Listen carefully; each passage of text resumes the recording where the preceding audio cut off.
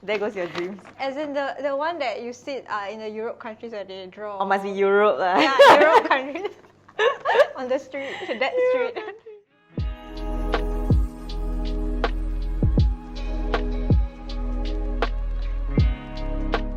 Hi, I'm Samantha. I am a senior product designer in ShopBack. Yeah, and I've been with ShopBack since the start. And I'm also the creator of this happy bag.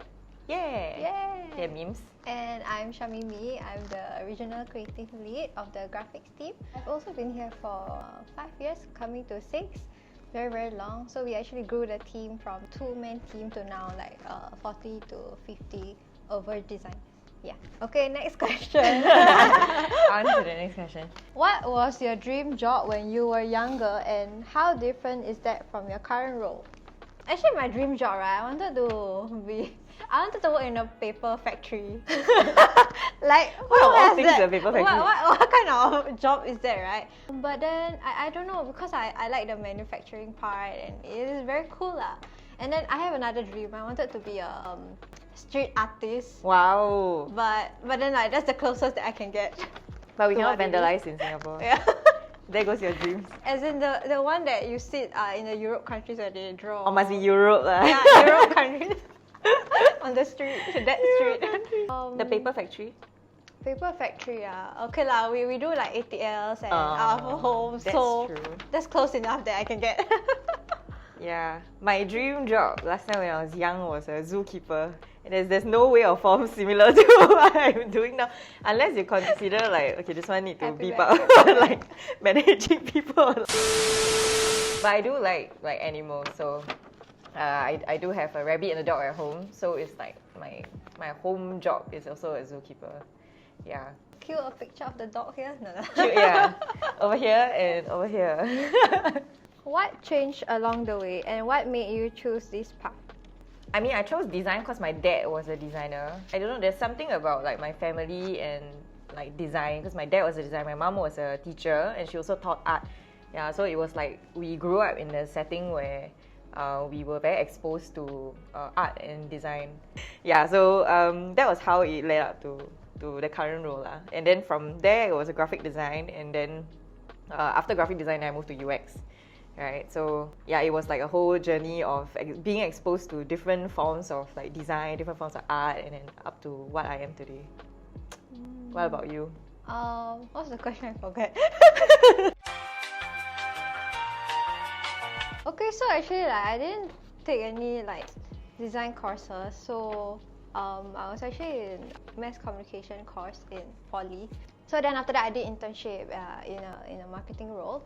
I was given my first design job lah, so I had to help my internship with all the social media stuff. And at the point of time, social media was really like nothing. It's barely anything lah. Yeah. All the postings and all. It's not what it is today. Yeah. So when you did all the social media postings, you also have to design, right? Because I was kind of like a social media intern there. And then like I realized like I really like this, like and my boss back then, she really believed in me and like asked me to try my first like freelance job, and and here I am. So that's how it landed me to where I am.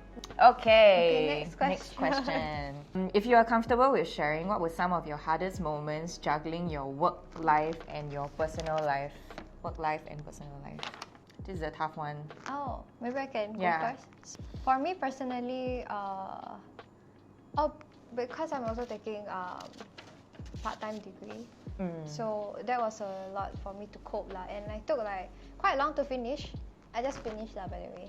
Yay! Happy graduation! So when I had to do school and work, it gets really tough, Yeah, especially man. those days where you have all the major campaigns and now it's every month.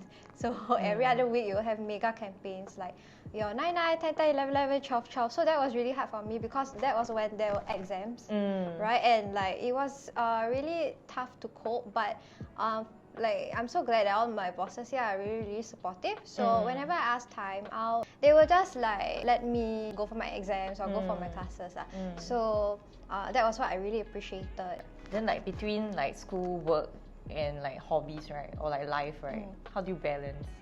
Oh my god, it got really tiring lah, like honestly. And also in ShopBack, I have to also manage a few teams. We have to be strong for them also. I mean, everyone feels stress and all. So if you let it down to your team members, then they will feel it too lah. The good thing is I'm the type of person who can filter out like work and personal life lah. So on weekends, I usually like try my best not to touch any work stuff unless like really really urgent. Yeah, I'm not so good at separating on the weekends, which I guess is also the part that is very difficult for me. Or like one of the most like hardest discipline that I had to do was to make sure that I separate time to have fun and to like think about other things, because it feeds, right? Like both sides it feeds. Like the more you dwell in work without going to have a creative outlet, right, it actually stifles your creativity at work also. So I realized like it's a matter of like being disciplined and helping myself to block out like any use case that is like specifically for my day job, and then just like have a creative outlet. Yeah, so over the years, I think the biggest struggle was the pace of the company, because everything grew very fast, right? Like ShopBack, in a blink of an eye, 8 years, we've grown to so many different countries, and then there's so many products that have been launched. Every day is a new challenge, and like every year we launch like new products. So my growth has always been like very different, like switching between different products, switching different products as well. So I guess that's the difficult part, like switching contacts, growing together at the pace of the company. And what happened was like I experienced a little bit like a burnout, right? And then what happened was I took a sabbatical after that. So I took a month long to just recuperate and rest. And that was the time that I felt like it was the most meaningful for myself, because that was the time where I figured out what exactly I am like. Because for the past 9 years, ever since I started working, I didn't take breaks. So from graduation up to the point of like working and career, right, I didn't take any break at all. So I couldn't figure out what my hobbies were. I didn't know who exactly am I. It was a little bit like an existential kind of situation. Yeah, a bit like quarter life crisis. But I'm glad like when I paused, right, for a month, and then I discovered like, oh, I actually like to spend time reading, or I like to do mundane things like go out for a walk, right? And it was at the moment that I realized, hey, actually, why can't I do these things like outside of like work, like after work, right? It doesn't mean that rest can only come when there's a hard stop. Right, it also means like I need to find ways to integrate these things that I like into like my day to day lah. Burnout is real. Burnout is take real. Your breaks. Yes, take your breaks. The rest is more important than mental health is important. Yeah, the rest is more important than the climb. Was there any part of your working life that you felt was an obstacle because you were female? Oh no, never. Especially, I mean, in ShopBack, I've never felt that way ever before in my 5 years. Not even the slightest bit. Yeah, basically not at all. Nothing. I think everyone treats you equally here. So I can do whatever like other people do, and I don't see any biasness at all in terms of like gender and whatnot. Yeah, same. I've never had anything that is like opposed on me in that scenario, but I did have like a funny reverse thing that people asked me last time, because in the past, right, the product design team was a lot of females, right? So I had people from external, they will look in and then they will ask like, do you specifically only hire females? And I was like, huh? What kind of question is that? So I'm thinking like, am I biased? But yeah, that's the flip side altogether. But yeah, working in tech, there's a lot of guys. Also, like there's quite a lot of guys in the industry. But happy that there's a balance between like people focus a lot more on how you the outcome. Yeah, the outcome, right, and how the job is done, rather than like whether you're male or female, which is a great thing, because it's very easy for you to get your job done. Yeah, without all these like unnecessary hurdles. Yeah, that's true. I mean, personally for me, I feel that we have a lot of strong female leaders in the company. So they actually give us like inspiration on how to work and how to actually be better. So they are also the role models that I personally look up to in ShopBack. Yeah, and I think like recently, because we started to have like remote work and all that, right? Actually, one of the things that I fear the most in the future, right, which is not directly related to gender bias, but it's more that, like, let's say if I become a mom, right, then I have my daily mom responsibilities to take care, right, then the balance is going to be very different. Yeah, so I guess that's one of the hurdles that will come. But I also appreciate that, like, ShopBack now has like remote setting, right? So you see a lot more moms like within the company also. And I usually talk to them because like I also want to know like how they manage their time, how they balance between like having a baby and like having a job as a leader. My babies.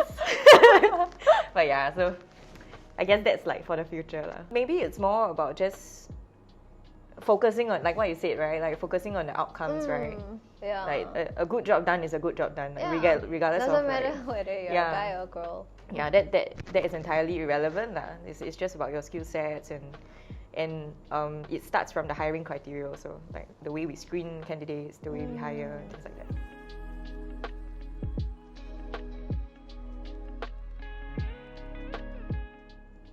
Tech sector. They want to explore the tech sector. Yeah, just come and explore the tech sector. For me, like if you really like to do something, just go for it.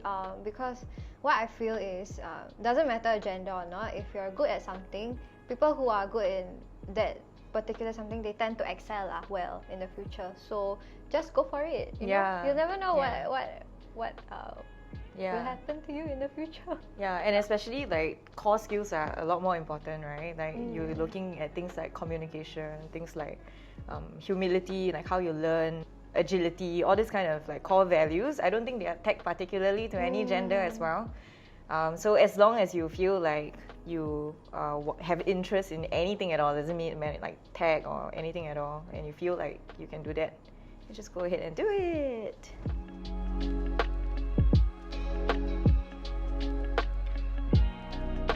Okay,